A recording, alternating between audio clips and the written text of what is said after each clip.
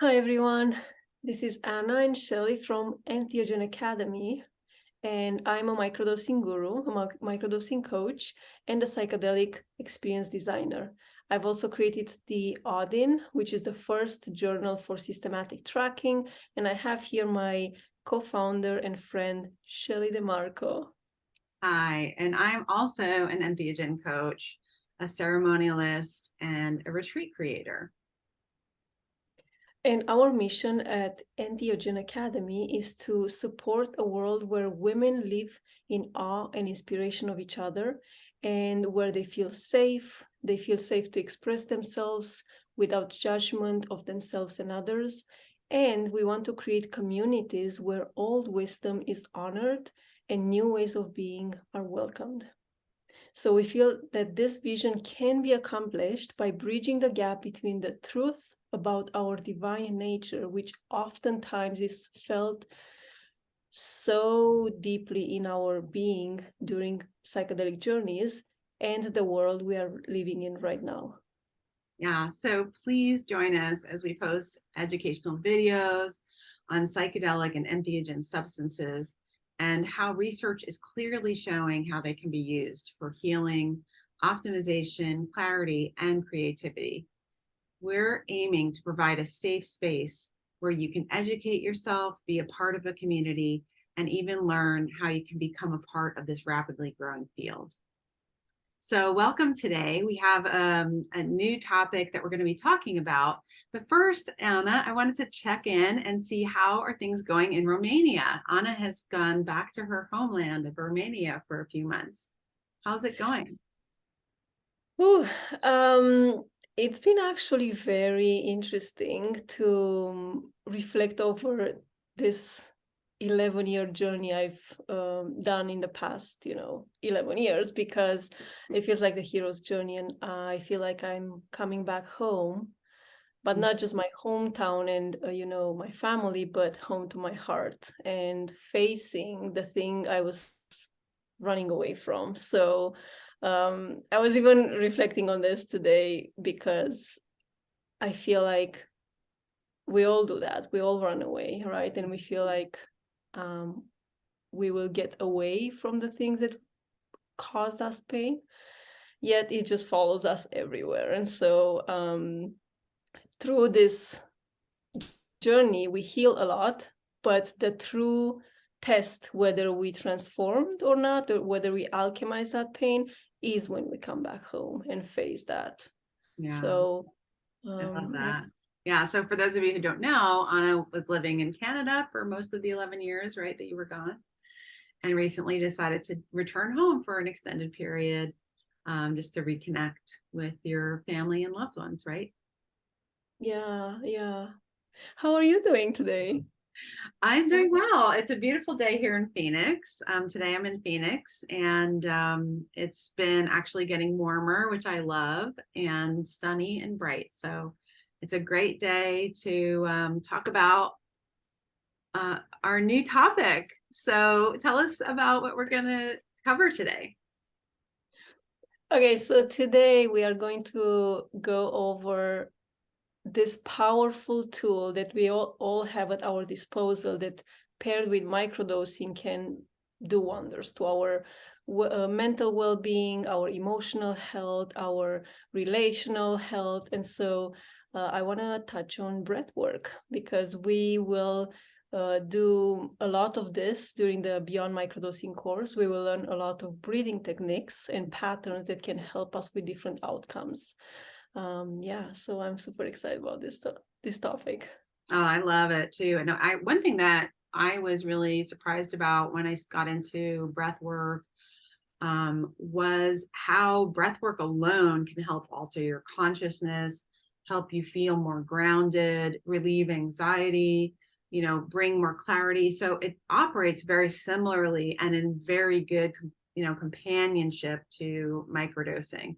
So I'm really excited to talk about it. Mm-hmm.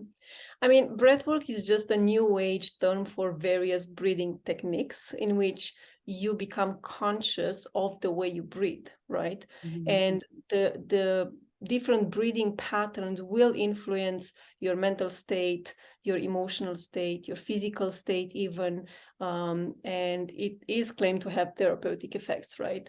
So the most probably heard of are, Wim Hof breathing, which was promoted by the Iceman, Wim Hof, where he paired it with ice baths. So basically, he has this breathing pattern where you oxygenize your blood and your muscles, and you increase their resistance to different factors, and then you can go into an ice bath, right? So that's one of the things. And then Stanislav Grof was a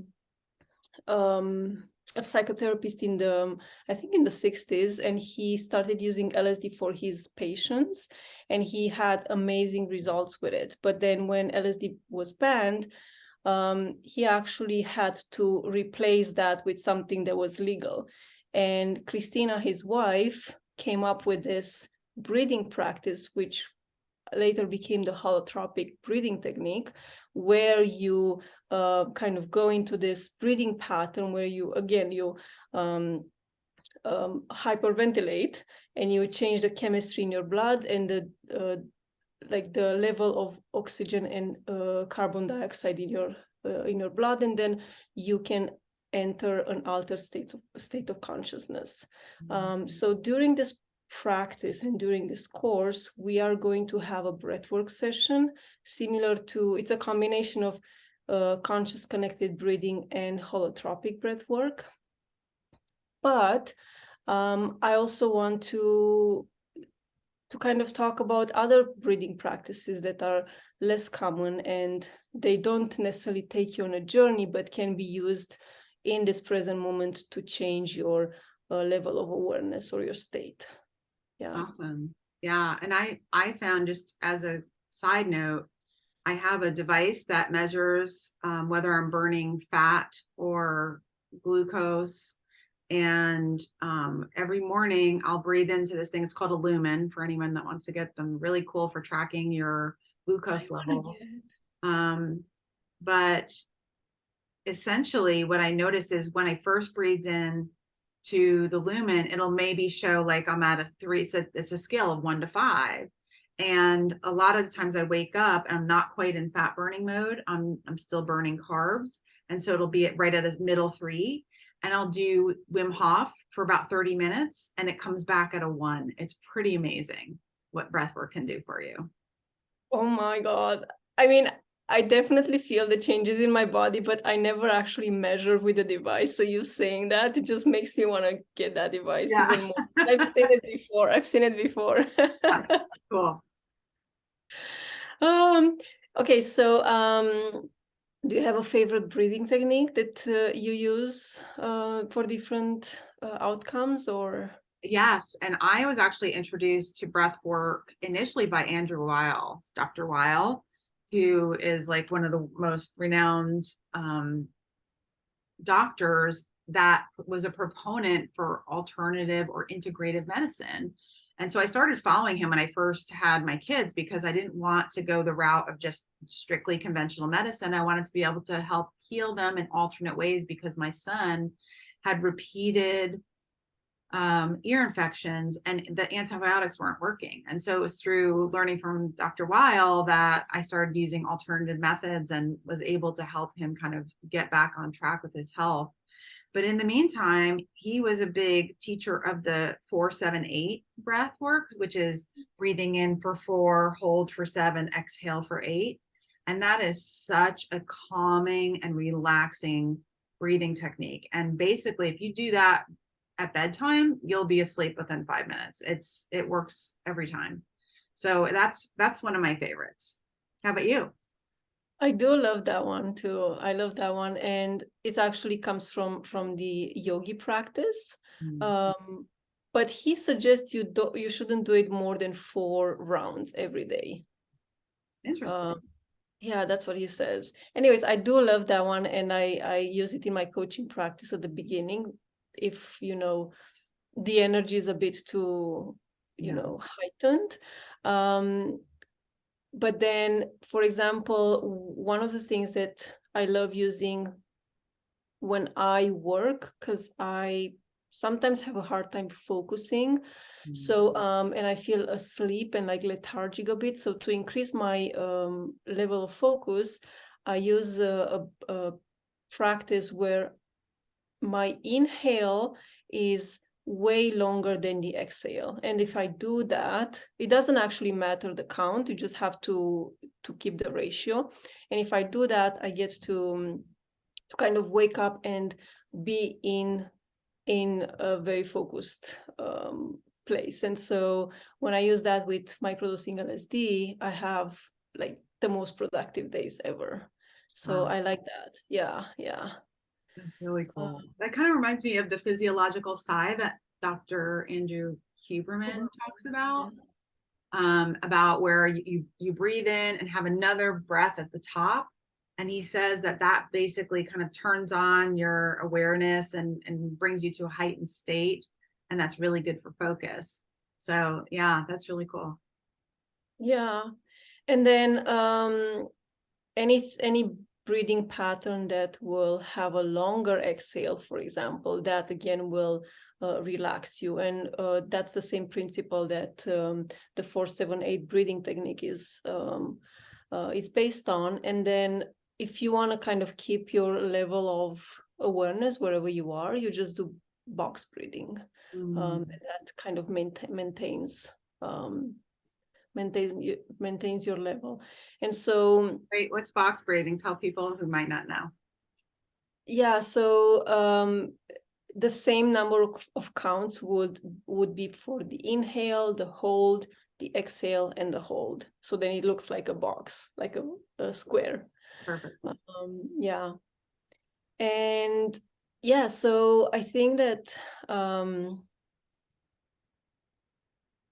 I think that these are some of the practices we'll practice in the Beyond Microdosing course, and you'll get to see which one you actually need the most, because like Andrew Huberman said, we are on a continuum from being very heightened to being lethargic, and you have to know where you are in order to use a technique that kind of brings you closer to your goal. So for example, if you want to focus, but you are in a very heightened state, almost to the point of being anxious, then doing something that's agitates you more, it's not going to help. So you have to use a breathing technique that will basically lower your heightened state. So it calms your nervous system. And so on this continuum, first of all, you have to understand where you are, what's your nervous system like. Are you in a heightened state or a lethargic state, or and then what is your goal? And based on that, you will choose the breathing technique that suits you best for the outcome you're looking for. And then together with microdosing, that's a whole new ballgame, because microdosing again can create different states. And again, understanding how to assess the state you are in and what technique to use for the outcome will definitely give you the results you're looking for. Does that make sense? I feel like it's so cumbersome. No, that was great. That was really good. And we'll go more into it in the course, right? So just really excited for it. And that was one of the things that, we really love about doing this course, is that is showing people what practices to bring in that are going to accentuate the outcome of your practice of microdosing. So it's so important to know all the different things that you can add into the daily activities that you do to optimize what you're getting out of it, whether it's something that you want for anxiety relief, or you want to be able to, like what we talked about last week, helping you to give up alcohol or other habits. There's just so many ways that you're going to learn how to optimize what you're doing with your microdosing protocol. So I'm really excited for it. Mm-hmm. Yeah, me too. And I think what sets this course apart from any other course is that we won't just give you these tools and means to use it, but also ways in which you can accurately assess where you're at, because based on that, you get to use different tools, as I said. So yeah, I'm super excited to have you all, and hopefully you're going to join us. Great. Thanks so much, Anna. I'll see you tomorrow. Thank you. Bye. Bye.